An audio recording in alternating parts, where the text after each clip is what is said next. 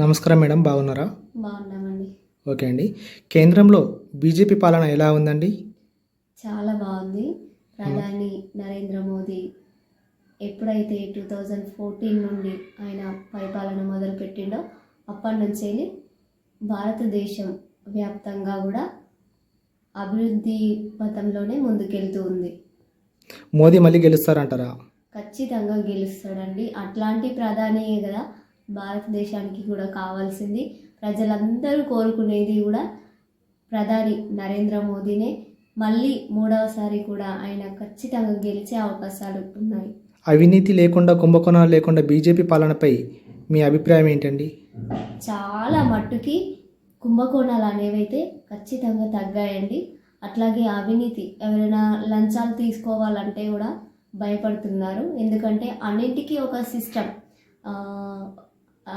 ఒక ఆడపిల్లకి ఆపద వచ్చింది, ఎవరికైనా మగవాళ్ళకి కానీ ఆడవాళ్ళకి కానీ ఆపద వచ్చిందంటే 100 డైల్ ఎట్లానో అట్లా అవినీతి ఎక్కడైనా జరుగుతుంది అంటే కూడా కంప్లైంట్ ఇవ్వడానికి కూడా కేంద్రం నుంచి రైట్స్ ఇచ్చారు ప్రజలకి.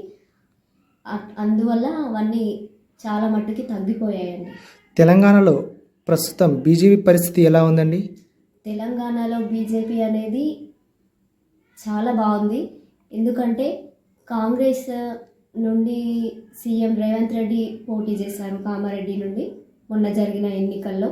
అట్లాగే కామారెడ్డి నుండి మాజీ సీఎం కేసీఆర్ కూడా పోటీ చేశారు. వీళ్ళిద్దరి పైన బీజేపీ నుండి పోటీ చేసిన రమణారెడ్డి గెలిచారు. దాంతో మనం చెప్పొచ్చు తెలంగాణలో ఎట్లా ఉంది బీజేపీ పరిస్థితి అనేది. చాలా బాగుంది. సార్ కూడా మంచి కోఆర్డినేషన్తో, కోఆపరేషన్తో ముందుకెళ్తున్నాడు ప్రజలతో.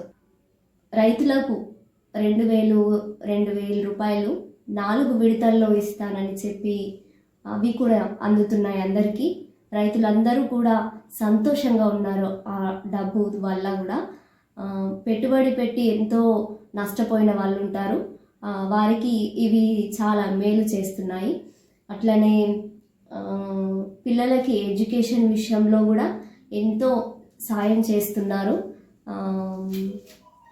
లైక్ ఎంసెట్, నీట్, ఇట్లాంటి జేఈఈ మెయిన్స్ ఇట్లాంటి వాటిలో కూడా మామూలు స్థాయి పిల్లలు కూడా ఎంతో బాగా చదువుకొని ర్యాంక్స్ తెచ్చుకొని మన ఇండియాని టాప్లో పెడుతున్నారు. దానికి కారణం కేంద్ర ప్రభుత్వ పాలన ఖచ్చితంగా ఉంది.